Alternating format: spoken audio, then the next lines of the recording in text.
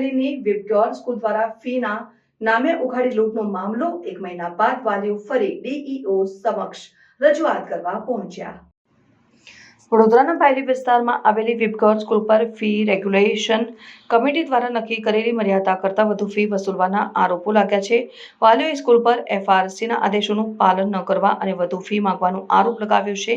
DEO અને FRC દ્વારા અનેક ફરિયાદો અને હસ્તક્ષેપો છતાં આ મુદ્દો હજી સુધી ઉકેલાયો નથી। અગાઉ સ્કૂલ પર 30,000નો દંડ ફટકારવામાં આવ્યો હતો અને નોટિસ આપવામાં આવી હતી, પરંતુ કોઈ મહત્વપૂર્ણ પગલાં લેવામાં આવ્યા નથી।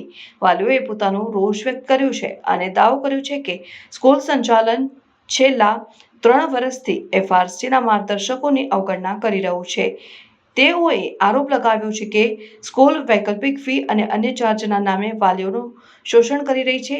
ડીઈઓએ ખાતરી આપી છે કે તપાસ ચાલી રહી છે અને જો સ્કૂલ દોષિત સાબિત થશે તો કડક પગલાં લેવામાં આવશે। એફઆરસીએ સ્કૂલને વાલીઓ પાસેથી વસૂલ કરેલી વધારાની ફી પરત કરવા માટે પણ આદેશ આપ્યો છે। જો કે વાલીઓનો દાવો છે કે સ્કૂલ આદેશોનું પાલન કરી રહી નથી। તેઓએ માંગ કરી છે કે જો સ્કૂલ નિયમોનું ઉલ્લંઘન ચાલુ રાખશે તો તેની એનઓસી રદ કરવામાં આવશે। ડીઈઓએ જણાવ્યું હતું કે તપાસ પૂર્ણ થયા પછી એનઓસી રદ કરવાની ભલામણ કરવામાં આવશે। આ કેસ ખાનગી શાળાઓ દ્વારા નિયમનકારી ધોરણોની અવગણનાને કારણે વાલીઓ દ્વારા સામનો કરાયેલ પડકારોને પ્રકાશમાં લાવે છે। તે ફી માળખામાં પારદર્શકતા અને ન્યાયસંગતતા સુનિશ્ચિત કરવા માટે નિયમોના કડક અમલની જરૂરિયાતને પણ દર્શાવે છે। અધિકારીઓ પાસેથી આ મુદ્દાને ઉકેલવા અને વાલીઓ અને વિદ્યાર્થીઓના હિતોને સુરક્ષિત કરવા માટે નિર્ણાયક પગલાં લેવામાં આવશે તેવી અપેક્ષા છે। વિબગ્યોર સ્કૂલના પેરેન્ટ્સ આવેલ છે। સ્કૂલની અરજી આપણે હમણાં જ સ્કૂલની અનિયમિતતા અને જોગવાઈ વિભાગ બદલ 30,000 રૂપિયાનો દંડ ફટકાર્યો છે। એ ઉપરાંત શાળાની હજી પણ જોગહુકમી ચાલુ છે। એ જોગહુકમી જોતા શાળાની સામે એક આરટીએ મુજબ તપાસ કમિટી બનાવીશું અને 2 દિવસમાં એનો અહેવાલ આવશે અને એ અહેવાલને ધ્યાને લઈને એની જે એનઓસી છે એ કેન્સલ કરવાનું પણ આપણે સરકારમાં લખીશું। કયા નિયમો આ લોકો પાલન કરવું છે જે લોકો નથી કરી? શાળાએ સરકારશ્રીના જે નિયમો બનાવેલ છે, એફઆરસીના જે નિયમો બનાવેલ છે એ પાલન ચોક્કસપણે કરવા જોઈએ। પણ આ શાળા જે સરકારના જે નિયમો બાબતે વારે ઘડીએ કોર્ટમાં જતી રહે છે, એટલે એ સંદર્ભે થોડોક ડિસ્પ્યુટ થયેલ છે। પરંતુ સીબીએસઈ હોય કે ગુજરાત બોર્ડ હોય, કોઈ પણ શાળા હોય એ સરકારના નિયમોનું પાલન કરવા બંધાયેલી છે। વાલીઓ કહી રહ્યા છે કે એ લોકો ફીસ વધારે લઈ રહ્યા છે, એફઆરસીના મુજબથી વધારે। આપણે કઈ તપાસમાં ખબર પડી જાય?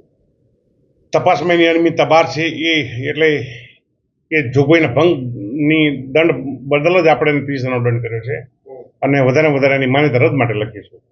આ ટૂંકમાં સરકાર અને શિક્ષણ વિભાગ વાલીઓ અને વિદ્યાર્થીઓની સાથે છે। અચ્છા, વાલીઓ એવું કહે છે કે સ્કૂલના સંચાલક સાથે આપને અત્યારે વાત થઈ, શું વાત? એવી કોઈ વાત થઈ જ નથી। Thank you.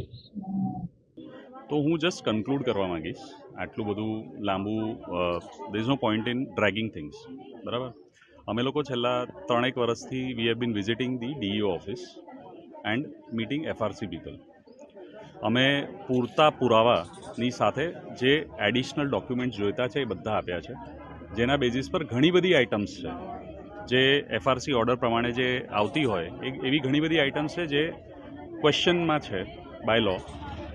હવે સૌથી પહેલો મુદ્દો એ છે અહીંયા કે લો નામનો કોઈ વર્ડ જ નથી। ઓકે, અહીંયા દેર ઇઝ નો લો, બરાબર? કારણ કે એક સૌથી મોટો પ્રોબ્લેમ અમને એવું લાગે છે કે ઇમ્પ્લિમેન્ટેશનનો છે।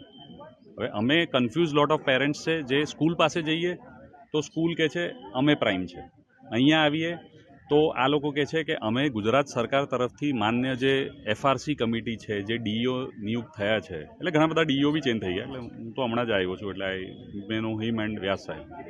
સો આની અંદર એવું છે કે અમને છે ને શટલકોકની જેમ વાપરે છે, બરાબર, પેરેન્ટ્સને। તો અમને એ જ નથી સમજાતું કે આમાં સ્કૂલ સાચું છે કે ગવર્મેન્ટ ઓફ ગુજરાત સાચું છે। ગવર્મેન્ટ ઓફ ગુજરાત જો સાચું હોય અને લોને જો ઇમ્પ્લિમેન્ટ નથી કરી શકતા તો પીસી સાહેબ સૌથી પહેલાં, બરાબર? કારણ કે અમને ધમકી ભર્યો લેટર મળ્યો છે જે આપ સૌને આપી દેવામાં આવશે। બીજો, કલેક્ટરશ્રી એ શું કરી રહ્યા છે, બરાબર? આજે સવાલ 1241 બચ્ચા એઝ પર એફઆરસી ઓર્ડરનો આવીને થયો છે કે એવું નથી કે હું મારા એક બચ્ચા માટે છું, મારો કન્ફ્યુઝન નથી સ્કૂલ દૂર કરતી. ડીઓ સાહેબ અમને ભલતા ભલતા વાયદાઓ કરે છે, દંડ ફટકાર્યું, વી આર હેપી, પણ એનાથી અમને શું? તમારા કાયદાની લડતમાં અમને શું મળી રહ્યું છે? એઝ અ પેરેન્ટ અમે શટલકોકની તેમ આમથી તેમ ફરી રહ્યા છે. થર્ડ અને મોસ્ટ ઇમ્પોર્ટન્ટ પોઈન્ટ, જે આપણા માનનીય એજ્યુકેશન મિનિસ્ટર છે ડિંડોર સાહેબ, જે પોતે પીએચડી છે અમદાવાદથી, એમને મારું સ્ટ્રેટ અવે નિવેદન છે, can he come down or can he bring a change in the education system, જેના માટે એમને એક બહુ સારી એવી એ બી મળી છે એનપીએસના ઇમ્પ્લિમેન્ટેશનમાં.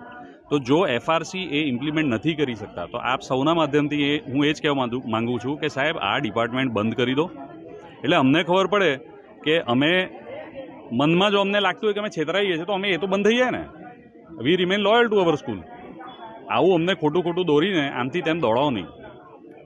સો એક જ મારી વિનંતી છે કે આ 3-4 વ્યક્તિઓના મેં નામ લીધા, કલેક્ટરશ્રી, કમિશનરશ્રી અને એજ્યુકેશન મિનિસ્ટર. જો આ લોકો આમાં કંઈ કરી શકતા હોય તો અમને છે. આ અમારું છેલ્લું મીડિયા પ્રેઝન્ટેશન છે, બરાબર. એઝ પર અવર સ્કૂલ અમને ક્લિયર લેટર આપેલું છે, જેની કોપી હમણાં આપશે તમને. ઓકે, આગળ શું? We don't know. અમે હવે આવવાના જ નથી. We are not interested. છોકરાઓનું ભવિષ્ય શું? એ હવે જો સાહેબે તો કહી દીધું કે વિબ્યોર એકલું છે, તો પછી બીજી સ્કૂલ છે. હવે જો મને ડીઈઓ ઓફિસર આવું કહી શકે તો સાહેબ પછી મારે તો એ જ વિચારવું પડે ને. હું અહીંયા ધક્કા ખાવા આવું? મારા નોકરી ધંધા નથી કરવાના. શું નામ તમારું? પ્રણવ પ્રણવ શ્રીવાસ્તવ.